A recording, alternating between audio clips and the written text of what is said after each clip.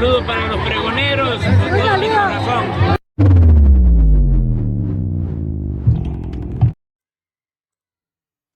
Pregoneros, bienvenidos a una nueva transmisión más. Es un placer estar nuevamente con ustedes. Servidor Irm Rodríguez, transmitiéndoles desde el día de hoy. Nos encontramos iniciando la semana en este lunes 4 de noviembre del 2024. Si nos estás viendo por primera vez, muchísimas gracias por tu tiempo y por tu espacio. Solamente pedimos el apoyo con la suscripción para que cada día podamos ser más en esta gran familia. Amigos, estamos prácticamente a un día de ver cuál sería la última resolución que va a tener la Suprema Corte de Justicia de la Nación ante este proyecto que presentó el ministro Alcántara Carranca. Ante esto, pues sabemos que la derecha y todos estos medios y periodistas que buscan desacreditar lo que se está haciendo por parte de Morena, y esto desde que inició la reforma al Poder Judicial, ya a lo largo de ello hemos visto todas las pataditas de ahogado que han tratado de lanzar y ninguna simplemente ha surtido efecto. Llegamos a la última etapa y es este proyecto.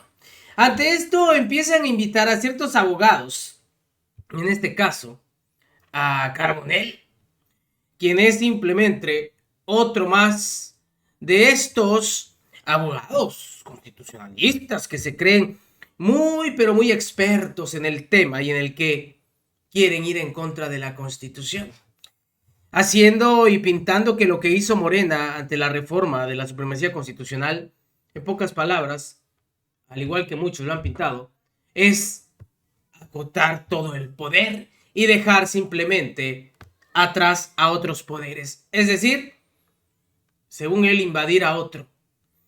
Pero los que hemos visto que han violado la Constitución es la misma Suprema Corte de Justicia de la Nación. Por eso, ante estos argumentos vacíos, porque hay que escucharlo, y con sus palabritas leguleyas, quiere venir a, según él, tratar de convencer que la Suprema Corte de Justicia de la Nación y el proyecto del ministro Alcántara Carranca tienen la razón. Pero el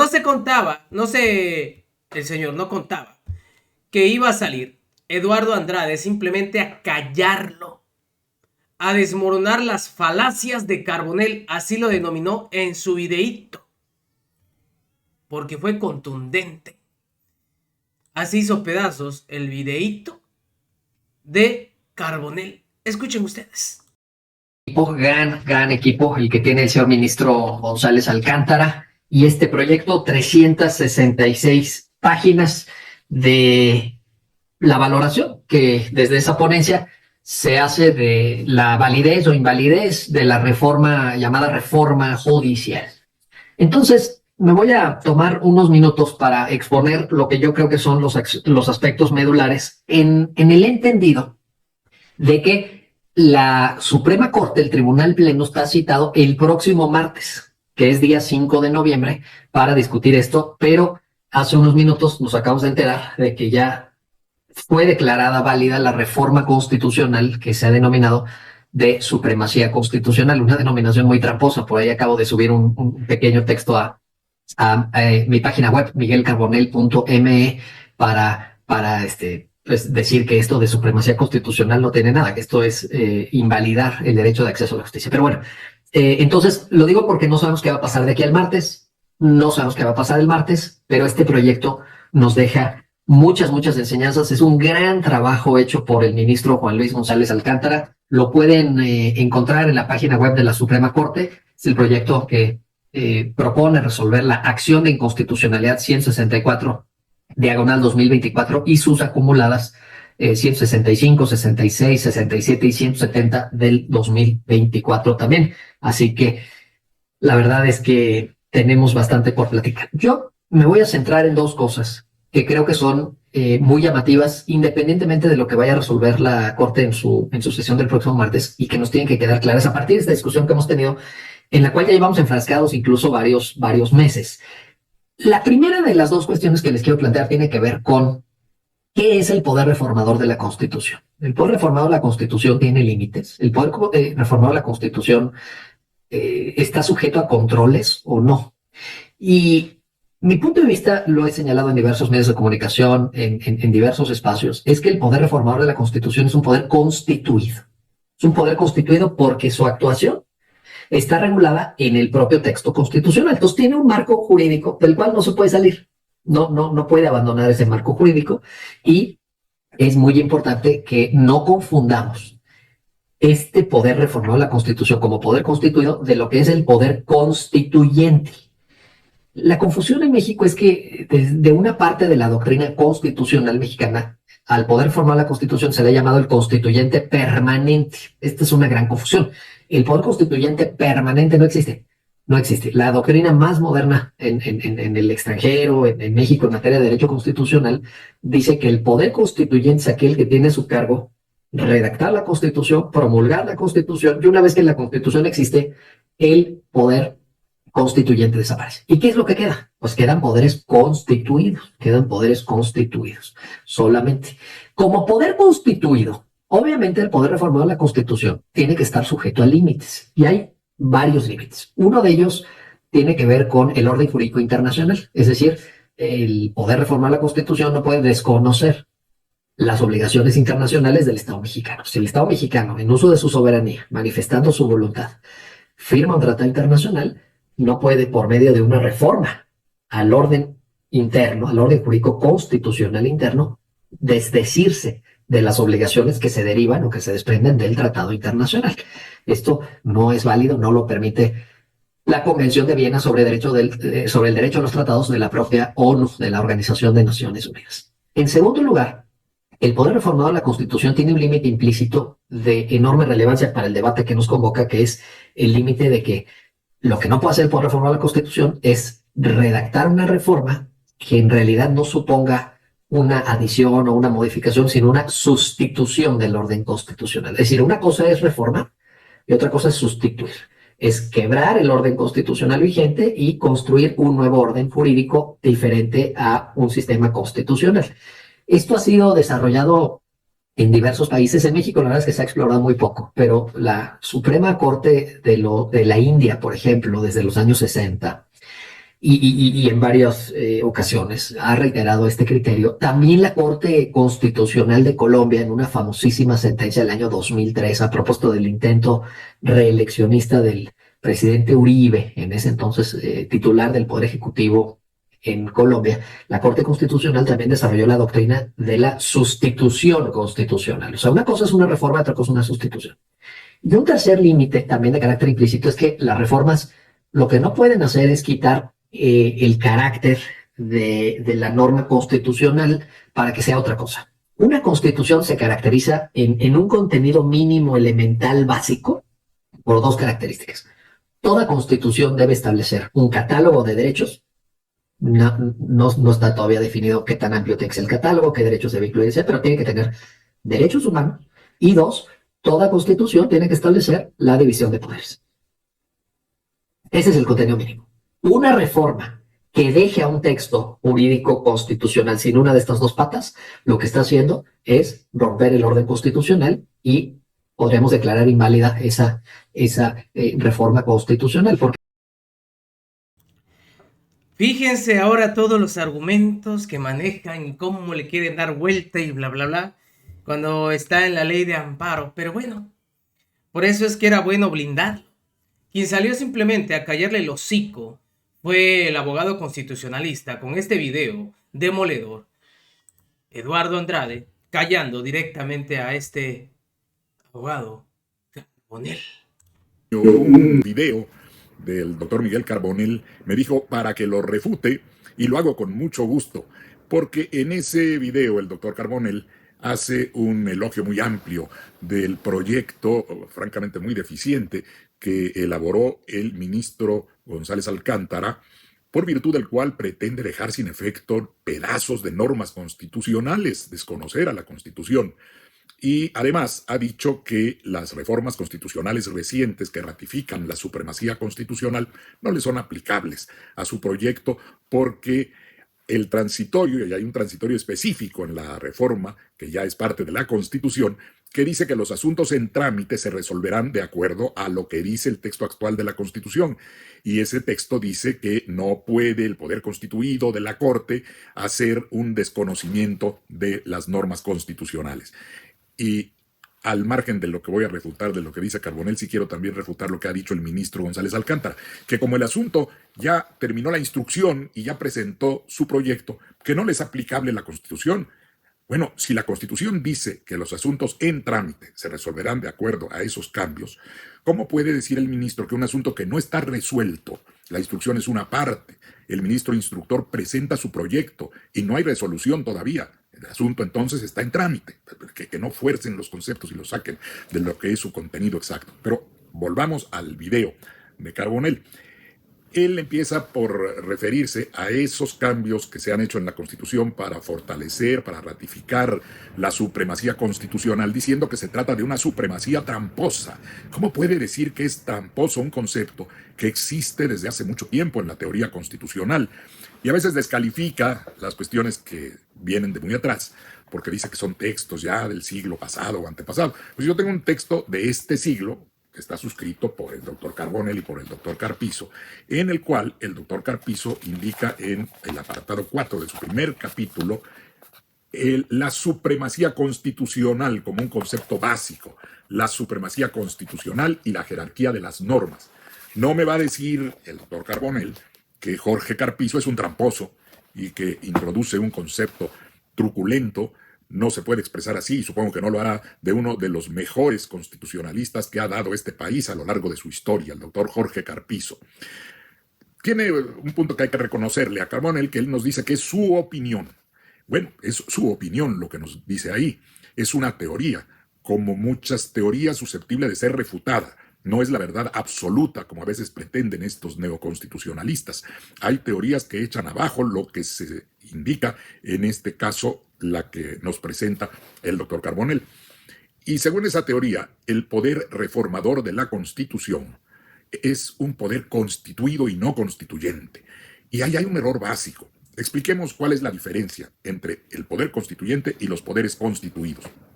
El poder constituyente es el que tiene la capacidad de elaborar normas constitucionales, tiene esa atribución excepcional de hacer normas que forman parte de una constitución, ya sea que lo haga de manera integral, generando una constitución totalmente nueva, o que lo haga de manera parcial, porque de todas maneras las normas son constitucionales. Una reforma, una modificación, una adición, una derogación, es un cambio parcial, pero que afecta normas de la Constitución. Por lo tanto, ese cambio lo está haciendo un poder que tiene la capacidad constituyente.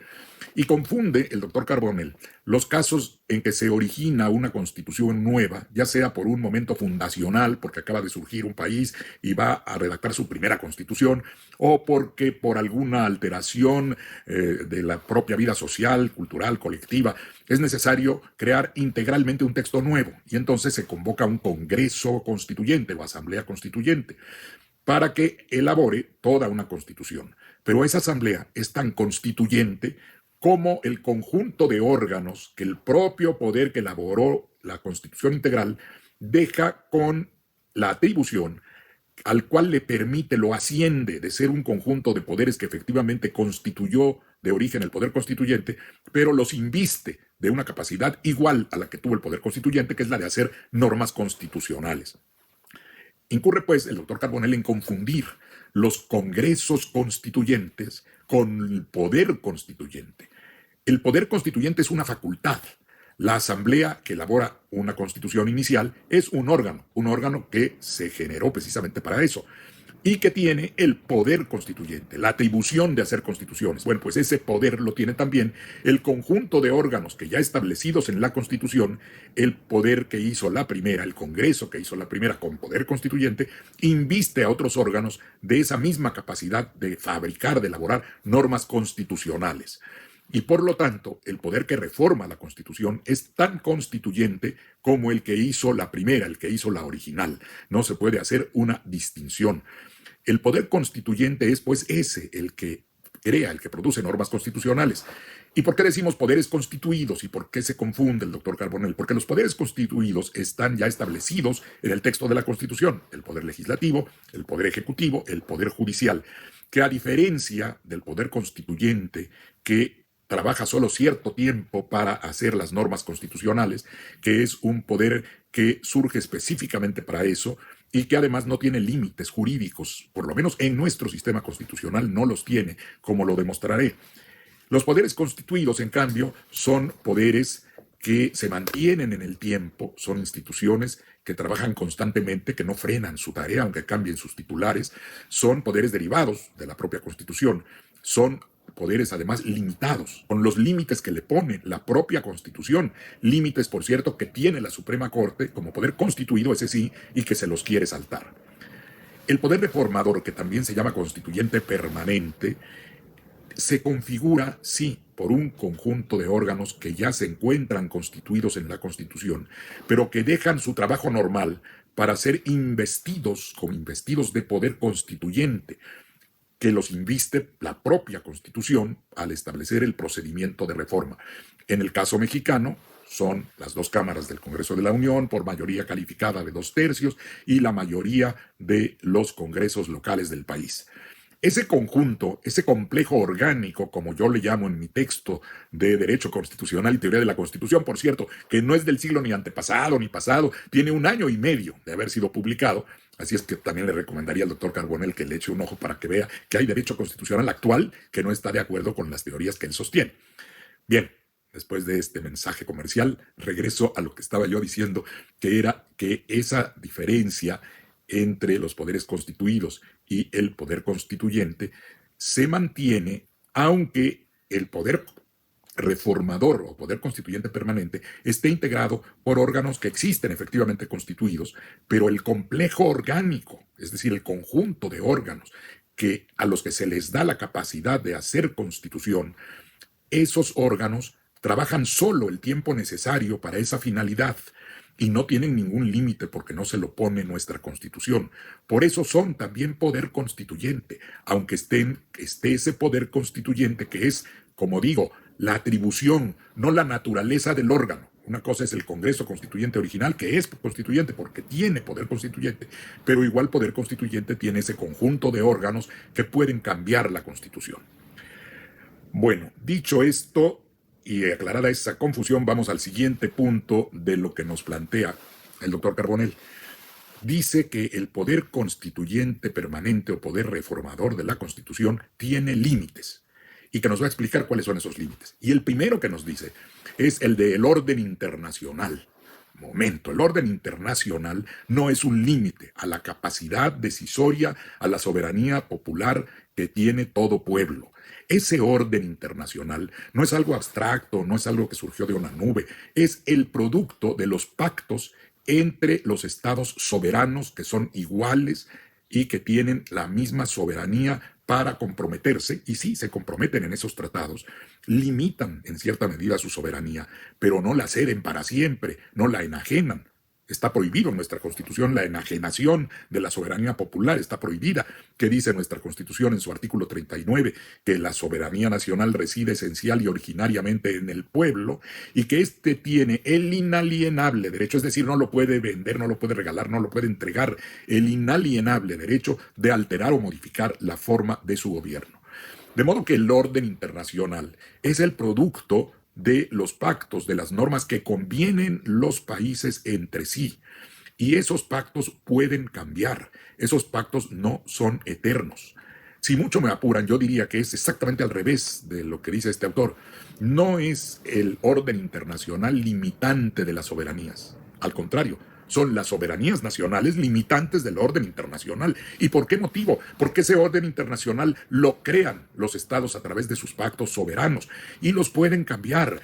Y un estado puede decidir que deja de pertenecer a una convención, que deja de estar en un tratado, y lo puede hacer.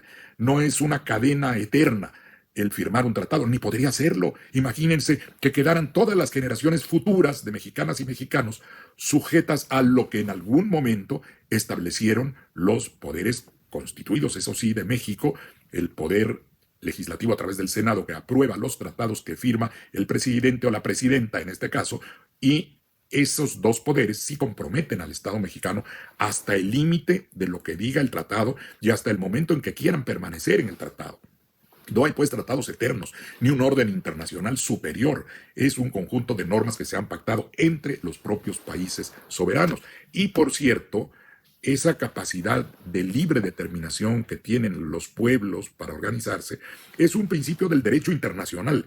El orden internacional que está pactado en tratados, por ejemplo, la Convención de Viena que cita Carbonell, dice en sus considerandos iniciales: teniendo presentes los principios de derecho internacional incorporados en la Carta de las Naciones Unidas, tales como, ojo, los principios de la igualdad de derechos y de la libre determinación de los pueblos.